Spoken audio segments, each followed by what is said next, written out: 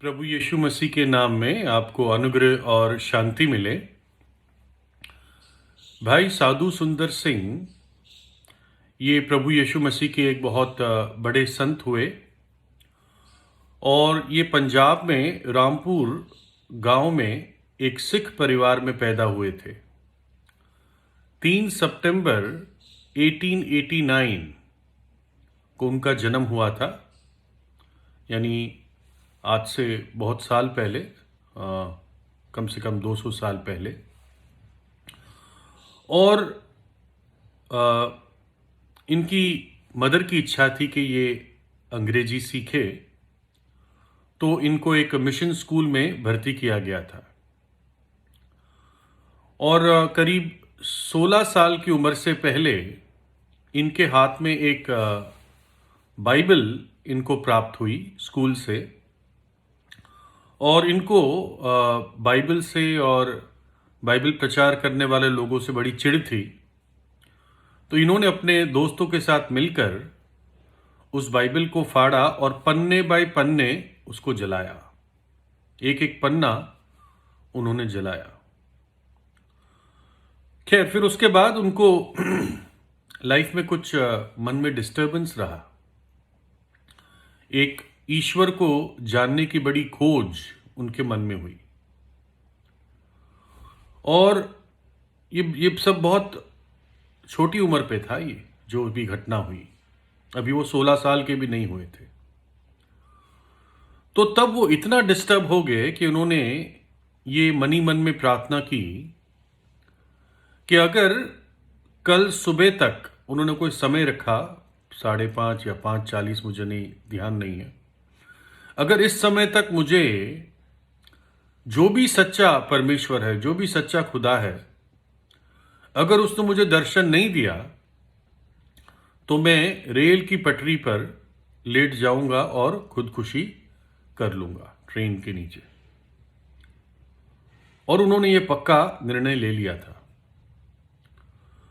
और फिर उनकी गवाही में ये है कि फिर उसी रात उनका रूम, उनका कमरा रोशनी से भर गया और उन्होंने प्रभु यीशु मसीह का दर्शन पाया और उसके कीलों से छिदे हुए हाथों को उसने देखा, साधु सुंदर सिंह ने। ऑफकोर्स उनका नाम तभी सुंदर सिंह ही था, बाद में लोग उन्हें साधु सुंदर सिंह कहने लगे। और उस दिन सुंदर सिंह ने प्रभु यीशु मसीह पर विश्वास किया। जब ये बात उन्होंने अपने परिवार में बताई तो उनके पिताजी ने कहा, अरे तूने अभी 3 दिन पहले तो बाइबल जलाई है और अब तू कह रहा है कि तू यीशु मसीह पर विश्वास करता है। तो उन्होंने अपनी गवाही को बताया कि कैसे मुझे प्रभु यीशु का दर्शन प्राप्त हुआ। तो उसके पिताजी ने उन्हें बताया कि देखो, अगर तुम्हें यीशु मसीह पर विश्वास करना है तो तुम इस घर में नहीं रह सकते। या तो तुम हमें चुनो या यीशु मसीह को चुनो, और यीशु मसीह को चुनते हो तो तुम इस घर में नहीं रह सकते। तो तब सुंदर सिंह ने निर्णय लिया कि उनको प्रभु यीशु के खातिर यह घर छोड़ना पड़ेगा, और उन्होंने छोड़ दिया। और ये सब करीब 16 साल अभी पहुंचे नहीं थे तब की घटना है। उनका भाई था राजेंद्र सिंह, उसने सुंदर सिंह को अपने घर या उसको खाने पे बुलाया और खाने में उसको जहर डाला, लेकिन सुंदर सिंह उस घटना से भी बच निकले, मर नहीं पाए।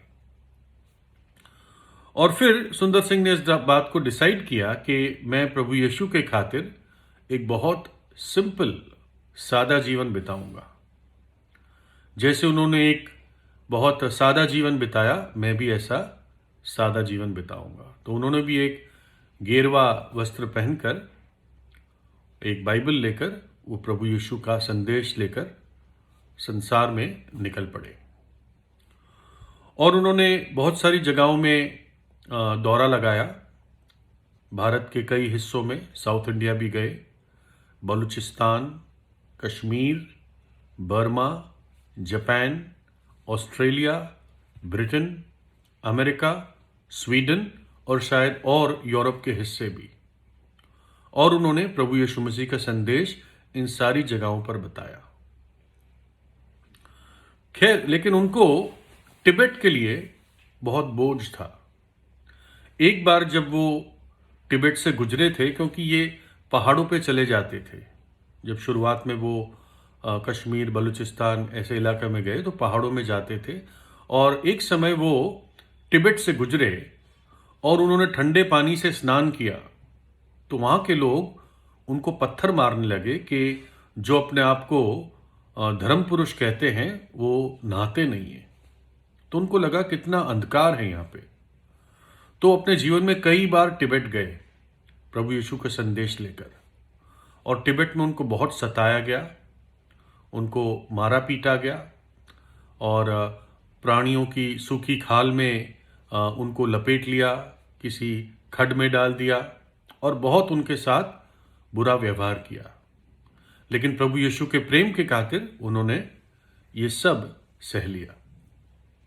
इनफैक्ट कुछ समय बाद उनका नाम ये पड़ गया था, वो प्रेरित जिसके घायल पैर है, the apostle with the bleeding feet, क्योंकि वो इतना चलते थे पहाड़ों पर कि उनके पैरों में घाव होते थे। तो इसलिए उसको उनका नाम वो प्रेरित जिसके घायल पैर है, ये उनका नाम पड़ गया।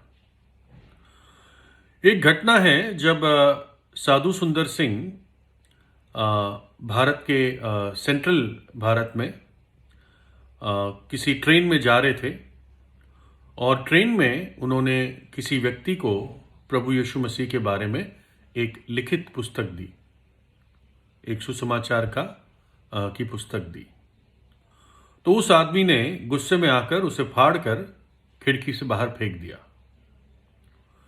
और जब खिड़की से बाहर फेंक दिया तो हमें नहीं पता कब, लेकिन उस रेल लाइन पे कोई व्यक्ति चल रहा था जो खुद एक खोजी था, और उसने ये एक फटी हुई पुस्तक जब गिरी हुई देखी, उसने उठाया, और जो पहली चीज उसकी आंखों के सामने आई वो ये शब्द थे, जीवन की रोटी। और उसे बड़ा अजीब लगा, ये क्या बात है, जीवन की रोटी। तो उसने किसी से बात की, किसी ने बताया नहीं नहीं, ये तो ये क्रिश्चियनों का साहित्य है, इसको मत पढ़ना, ये अच्छा नहीं होता, है ना। लेकिन उस व्यक्ति के अंदर बड़ी भूख थी। उसने किसी तरह जाकर एक नए नियम, बाइबल के दूसरे हिस्से, नए नियम को उसने पाया और पढ़ना शुरू किया।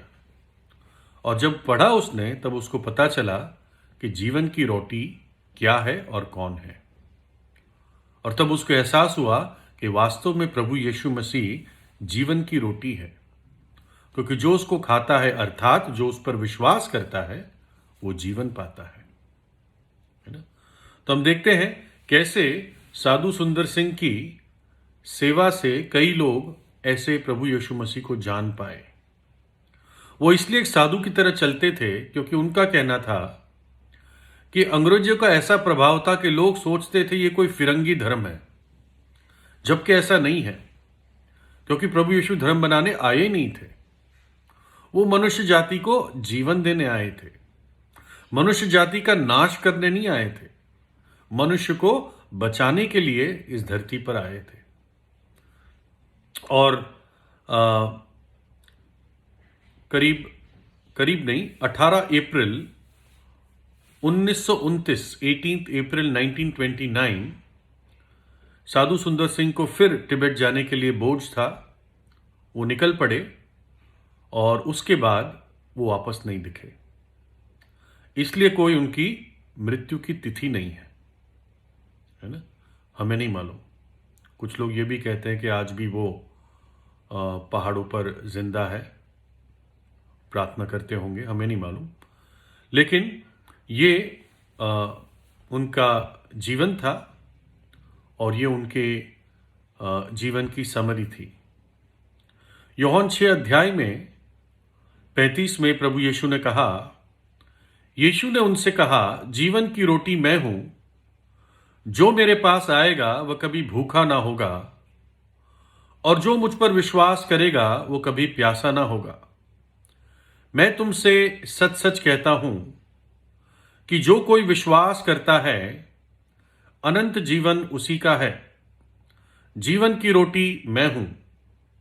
ये वो रोटी है जो स्वर्ग से उतरी है ताकि मनुष्य उसमें से खाए और ना मरे। जब एक पापी व्यक्ति इस जीवन की रोटी को खाता है अर्थात प्रभु यीशु पे विश्वास करता है तो वो व्यक्ति को जीवन प्राप्त होता है। हमें जीवन देने के लिए प्रभु यीशु मसीह जो जीवन का राजकुमार है उसने अपने प्राण कलवरी के क्रूस पर दिए, हमारे पापों की सजा को अपने ऊपर उठा लिया और तीसरे दिन जी उठा, है ना। वचन में लिखा है चख कर देखो कि प्रभु यीशु कि यहोवा प्रभु यीशु कैसा भला है। साधु सुंदर सिंह ने उसको चखा और अपना संपूर्ण जीवन प्रभु यीशु के लिए दे दिया। पूरी जवानी उन्होंने प्रभु यीशु के लिए, उसकी सेवा के लिए, उसके वचन के लिए दे दी।